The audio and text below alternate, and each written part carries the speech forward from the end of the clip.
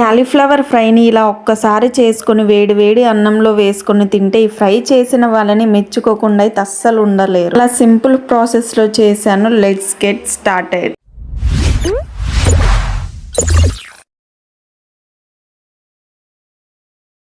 కాలీఫ్లవర్ని medium సైజులో cut చేసుకొని నీట్గా క్లీన్ చేసుకొని ఒక గిన్నెలో వేసుకొని అందులో వాటర్ పోసుకొని కొంచెం సాల్ట్, టర్మరిక్ పౌడర్ వేసుకోవాలి. మసాలా కోసం ధనియాలు, జీలకర్ర, వెల్లుల్లి రెబ్బలు 4, 2 స్పూన్స్ చిల్లీ పౌడర్ వేసుకొని గ్రైండ్ చేసుకోవాలి. మంచిగా గ్రైండ్ చేసుకొని ఒక బౌల్లోకి అయితే వేసుకోవాలి. ఈ లోపు కాలీఫ్లవర్ మంచిగా బాయిల్ అవుతుంది. దాన్ని మంచిగా స్ట్రెయిన్ చేసుకొని ఒక బౌల్లోకి అయితే వేసుకోవాలి. ఇలా ముందుగానే కాలీఫ్లవర్ని బాయిల్ చేసుకోవడం వల్ల మనం ఫ్రై చేసేటప్పుడు ఎక్కువ టైం వేస్ట్ అనేది అవ్వకుండా చాలా త్వరగా అయితే చేసుకోవచ్చు ఈ ఫ్రైని. మెయిన్ ప్రాసెస్ లోకి అయితే వచ్చేయండి. ఒక ప్యాన్ లో ఆయిల్ పోసుకొని సన్నగా తరిగిన ఆనియన్, మిర్చి వేసుకొని ఈవెన్ గా మిక్స్ చేసుకోవాలి. ఆనియన్ అలాగే మిర్చి మాడిపోకుండా అయితే మనం దీన్ని మిక్స్ చేస్తూ ఉండాలి. ఇందులో కొంచెం టర్మరిక్ పౌడర్ ను కూడా యాడ్ చేసుకోవాలి. దాన్ని ఒకసారి ఈవెన్ గా మిక్స్ చేసుకోవాలి. మనం ముందుగా బాయిల్ చేసుకున్న కాలీఫ్లవర్ ని అయితే ఇందులో యాడ్ చేసుకోవాలి, వాటర్ ఏం లేకుండా. ఈ కాలీఫ్లవర్ ని ఈవెన్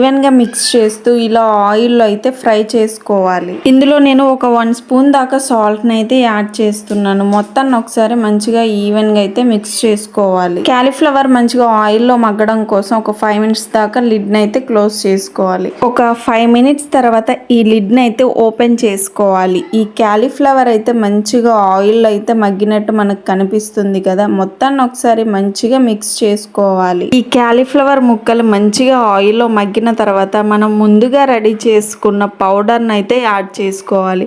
మొత్తం మంచిగా అయితే మిక్స్ చేసుకోవాలి. మనం ఇందులో వెల్లుల్లి వేసాం కాబట్టి కొద్దిసేపు ఆయిల్ అయితే మగ్గనిచ్చి మొత్తం ఒకసారి మిక్స్ చేసుకొని ఇందులో తగినంత సాల్ట్, చిల్లీ పౌడర్ అలాగే కొరియండర్ ని కూడా వేసుకొని మొత్తాన్ని ఒకసారి మంచిగా మిక్స్ చేసుకోవాలి. ఇందులో మెయిన్ ఇంగ్రీడియంట్ అయిన కొబ్బరి పొడిని అయితే యాడ్ చేసుకోవాలి. ఈ ఫ్రైకి ఇదే మంచి టేస్ట్ ని ఇస్తుంది. మొత్తం మంచిగా మిక్స్ చేసుకోవాలి. ఒక 2 మినిట్స్ దాకా లిడ్ పెట్టుకుంటే మన ఫ్రై అయితే రెడీ అయిపోయింది.